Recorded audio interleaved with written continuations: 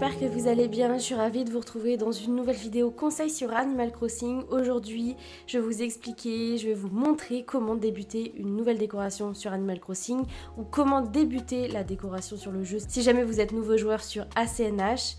Pour ceux qui ont déjà expérimenté la déco dans le jeu, n'hésitez pas à venir me rajouter tous les petits conseils que vous avez en tête dans les commentaires. Moi, je viendrai faire un commentaire épinglé qui viendra répertorier tout ce que vous avez pu rajouter comme idée, comme chose auxquelles j'aurais pas pensé. Comme ça fera vraiment une vidéo guide pour débuter la vidéo sur Animal Crossing. C'est l'objectif, c'est que ça vous donne plein d'idées et tous les petits conseils faciles à appliquer pour commencer une déco. Je pense que vous avez compris, on commence tout de suite.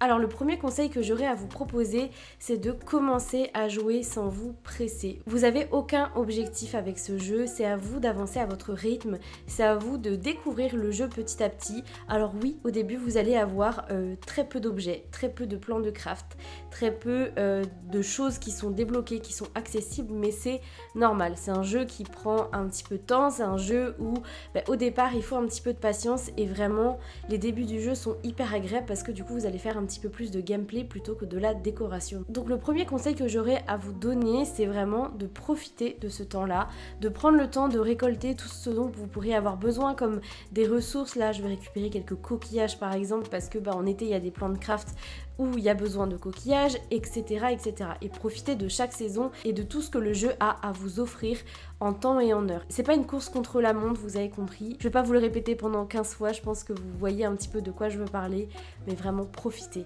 d'Animal Crossing. C'est un jeu de chill, il n'y a pas de pression à avoir.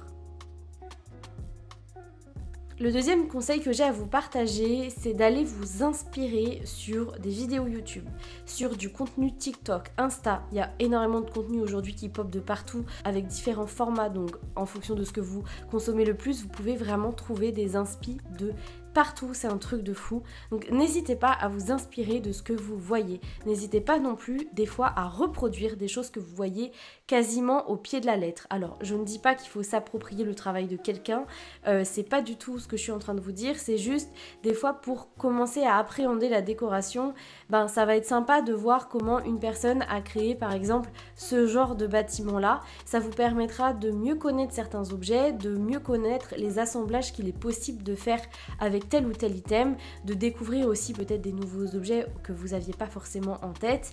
Et en fait, en reproduisant comme ça certains petits coins, certains petits bâtiments, certaines petites décorations, vous allez petit à petit vous approprier un style et petit à petit vous allez comprendre un petit peu le fonctionnement et ce qu'il est possible de faire avec le jeu, puisque quand on débute, des fois on n'a pas connaissance de toutes les possibilités, alors qu'en fait en assemblant comme par exemple ici une cloison avec derrière une barrière, on a un petit effet un peu de relief qui est sympa et qui peut donner du détail supplémentaire à vos décos par exemple. Donc ça peut être typiquement des choses que vous pouvez reproduire. Donc n'hésitez pas, comme je viens de vous le dire, à commencer à créer en assemblant des items que vous n'aviez pas forcément en tête. Ça vous permettra de peut-être débloquer de l'inspiration et de mieux savoir ce qui vous plaît et ce que vous aimez comme type de structure, comme type de bâtiment ou comme type d'aménagement plus naturel.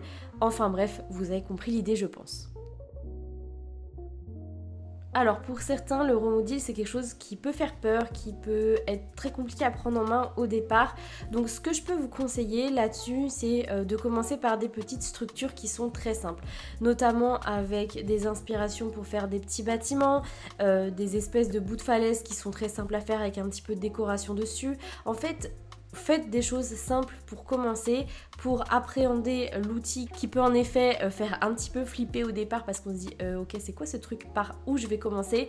Vraiment faites des formes simples, testez, réajustez, considérez un peu ça comme de la pâte à modeler. Dites-vous bien que s'il y a un truc qui vous plaît pas, c'est très simple de le casser et de réajuster la forme et de réajuster l'espace que vous êtes en train de créer. Il n'y a pas de règle, encore une fois vous faites comme vous voulez, le tout c'est de prendre votre temps et d'adapter ces décos à votre île. Ce qui peut être sympa aussi par rapport à votre remodel, si jamais vous avez peur de commencer une carte de zéro, eh bien c'est de garder votre carte actuelle que vous avez quand vous commencez la partie, mais de venir refaçonner un petit peu les cours d'eau, refaçonner un petit peu les coins de falaise qui vous plaisent pas, en fait de venir tout simplement remodeler un petit peu tout ça à votre sauce pour que ça colle un petit peu mieux au déco que vous avez envie de faire sans forcément partir d'une carte qui est complètement vierge, sans aucun relief. C'est un petit conseil que je peux vous donner. Moi je sais que pour la toute première île que j'ai faite, j'avais fait exactement comme ça. En fait, j'avais vraiment gardé les grosses falaises de mon île que j'étais venue tout simplement retravailler un petit peu. J'avais retravaillé un peu les cours d'eau et grâce à ça, ça m'a permis de mieux appréhender le remodel qui au départ me faisait flipper. Je disais ouais non,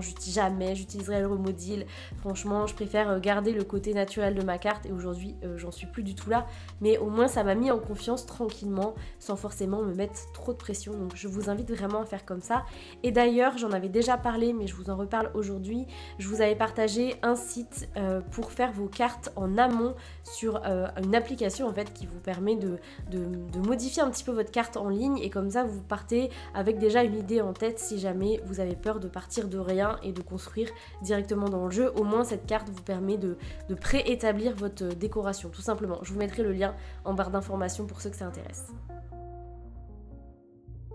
Alors évidemment, je ne pouvais pas faire cette vidéo sans vous parler de choisir un thème, un fil conducteur pour votre décoration. Alors ça c'est primordial pour moi si vous voulez garder une harmonie et une cohérence sur votre île. Après vous faites vraiment comme vous voulez. C'est votre jeu, personne n'ira vous dire quoi que ce soit sur votre décoration, qu'on soit bien d'accord là-dessus.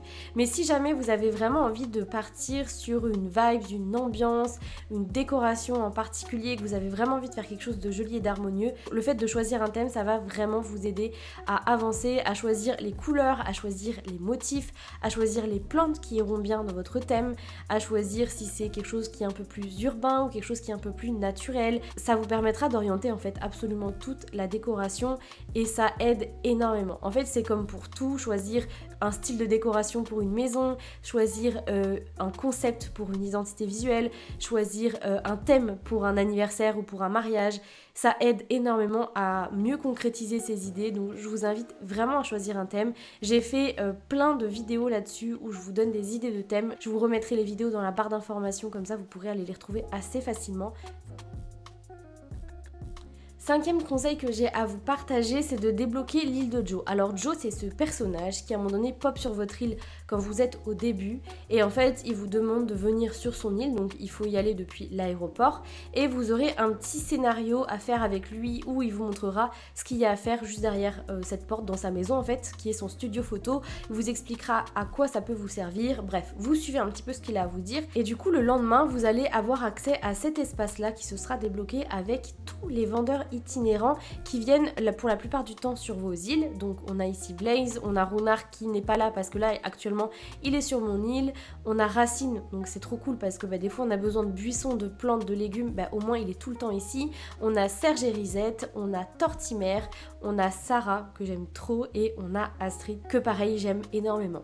Donc nous ce qui nous intéresse aujourd'hui ça va être Serge surtout. Bon les autres vous pouvez débloquer plein d'items, donc ça c'est cool que vous n'avez pas forcément encore catalogué, donc n'hésitez pas à aller checker ce qu'ils vendent un petit peu toutes les semaines. Mais aujourd'hui je vais vous parler de Serge parce que ce qui est vraiment cool avec ce perso, c'est qu'il permet de personnaliser les items qu'on ne peut pas personnaliser depuis la table de bricolage. Donc ça c'est vraiment chouette. Donc en fait on va pouvoir venir personnaliser par exemple les objets qu'on achète en échange de miles. Comme ici le débarras du jeu et qui moi étant beige, je peux choisir sa couleur, je peux choisir le stickers également. C'est pareil pour tous les objets qu'on a catalogués dans une certaine couleur. Ici on va pouvoir venir changer directement la couleur sans avoir besoin de recataloguer l'objet. Et ça j'avoue c'est vraiment la vie. Alors, sixième conseil que j'ai à vous partager, c'est de connaître le catalogue du jeu. Alors ça peut paraître fou dit comme ça, mais le fait de savoir les objets qui sont dispo dans le jeu vous permettra de plus facilement vous projeter dans une décoration. Donc n'hésitez pas à cataloguer un maximum d'objets, soit si vous jouez tout seul, à être un petit peu patient parce que c'est sûr que tous les objets ne popent pas tout le temps et c'est un peu fatigant, je suis d'accord, mais c'est comme ça. C'est aussi Animal Crossing qui est un jeu un petit peu long à certains moments, mais c'est comme ça, le gameplay est comme ça, on n'y peut pas grand chose. Et si vous avez des amis qui jouent à CNH, n'hésitez pas à faire des échanges avec eux pour compléter votre catalogue. Et n'hésitez pas non plus à vraiment prendre le temps de connaître chaque objet qui existe. C'est beaucoup plus facile de savoir qu'est-ce qu'on va pouvoir faire comme décoration quand on connaît les objets qui existent dans le jeu. Par exemple, la berline de mine que vous voyez à l'écran, cet objet-là, moi, ça m'a inspiré un train, et je pense que je ne suis pas la seule, ça a inspiré des petits trains à tout le monde. Si jamais j'avais pas connaissance de cet objet, j'aurais peut-être pas fait un train sur mon île Cory. par exemple. Et c'est le cas pour beaucoup d'objets qui me permettent personnellement de mieux me projeter dans mes décorations et d'imaginer plus facilement des petits coins. Donc n'hésitez pas à soit cataloguer des choses avec vos amis, à faire des échanges, soit à être un petit peu patient et attendre que les objets pop chez vous et vous les achetez à chaque fois, comme ça vous remplissez un petit peu votre catalogue. Dans la même lignée que ce que j'étais en train de vous dire juste avant, n'hésitez pas à avoir un inventaire plein, ou du moins presque plein. En fait, ça vous évitera de vous poser la question qu'est-ce que je vais faire comme déco aujourd'hui? Ah oui, mais il me manque ça, du coup je peux pas faire cette décoration là. Et puis vous allez peut-être avoir la flemme. Alors que si vous avez déjà un maximum d'objets qui sont déjà craftés, ce sera beaucoup plus facile pour vous de vous projeter dans n'importe quelle décoration. Donc faites-vous des petites sessions où vous craftez tous les objets dont vous allez avoir besoin. Et même s'ils vous servent pas pour ce thème là, c'est pas grave, au moins ils seront dans votre inventaire et quand vous allez vous mettre à décorer, tout sera déjà prêt. Et moi ce que je fais également, c'est que je commande mes 5 articles par jour, tous les jours, même quand j'en ai pas besoin à l'instant T, parce que je sais qu'au moment où j'en aurai besoin, ils seront déjà dans mon inventaire. D'ailleurs là vous voyez que j'ai déjà fait ma petite commande même avant de faire cette vidéo. C'est pour vous dire que c'est quelque chose que je fais encore aujourd'hui, même après 3 ans de jeu quasiment. Ça me permet d'avoir toujours un inventaire très plein. D'ailleurs là sur cette Switch, je suis à 1600 items sur 2400 parce que j'ai pas agrandi ma maison au max. Et sur mon île Cori, je crois que je suis quasiment à 4000 sur 5000 objets possibles dans l'inventaire. Donc c'est pour vous dire à quel point mes inventaires sont bien pleins. Les prochains trucs qu'il va falloir que je commande, parce qu'il me reste que 4, ça va être les piliers décoratifs parce que je les utilise beaucoup. Et il va falloir également que je recommande des arches de fête parce que j'en ai plus beaucoup. Alors c'est des petits conseils tout bêtes, mais franchement ça aide tellement dans une décoration. Quand on a envie de se lancer, au moins on sait qu'on a 0 obstacle et qu'on peut y aller quoi, tout simplement.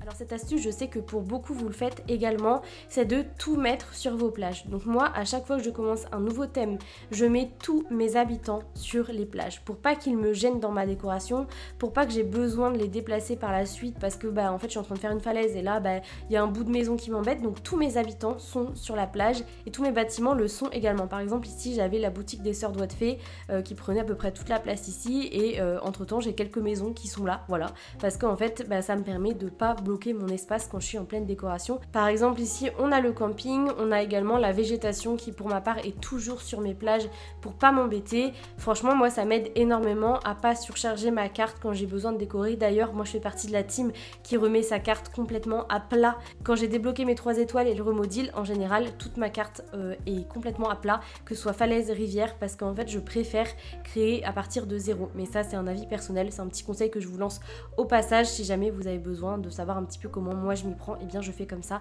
je ramasse tout ce qui peut traîner sur ma carte et qui peut m'embêter pour la décoration, tout simplement. Alors, nouvelle petite astuce très rapide mais qui peut peut-être vous aider si jamais vous connaissiez pas cet objet, c'est cette petite merveille là que vous me voyez trimballer depuis tout à l'heure. Ça s'appelle le débarras. Je vous ai fait une vidéo pour savoir comment le débloquer. Je vous mettrai la vidéo dans la barre d'informations pour que vous puissiez la retrouver assez facilement.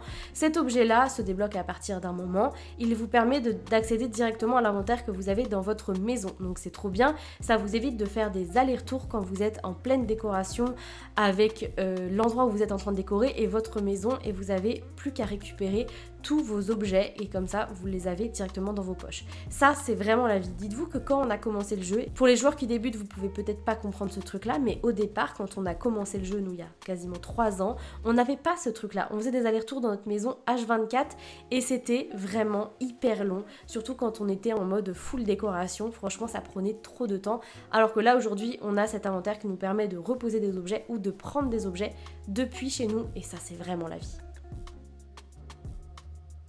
Bon, et puis la dernière astuce qui peut-être est un peu moins concrète que ce que j'ai pu vous donner au préalable, c'est vraiment de tester et de vous faire confiance. Si vous saviez le nombre de commentaires et de DM de personnes que je reçois qui me disent ouais mais ça c'est pas beau, ouais mais ça c'est pas assez original, ouais mais j'y arrive pas, mais en fait personne est derrière vous pour vous dire quoi que ce soit, ça reste votre île. Animal Crossing c'est un jeu solo, hein, je vous le rappelle, on n'a pas du tout de multijoueur. Donc profitez-en pour faire votre truc dans votre coin, vous n'avez pas de pression à avoir et dites-vous aussi que ce que vous faites ça s'enlève, c'est-à-dire que là tous les objets s'enlèvent, tout ce que j'ai pu créer je peux l'enlever et venir le replacer différemment. Ça reste complètement modulable en fonction de ce que vous avez envie de faire et de créer sur votre jeu. Donc il n'y a aucun problème à tester, à faire un truc pas ouf au début et à revenir dessus ou le laisser parce que finalement en fait vous l'aimez bien et puis c'est tout en fait. Il n'y a pas de pression à avoir et c'était hyper important pour moi d'intégrer ce conseil dans cette vidéo parce que je veux que vous preniez confiance dans votre décoration. N'hésitez pas à vous inspirer de toutes les vidéos qu'il y a sur ma chaîne.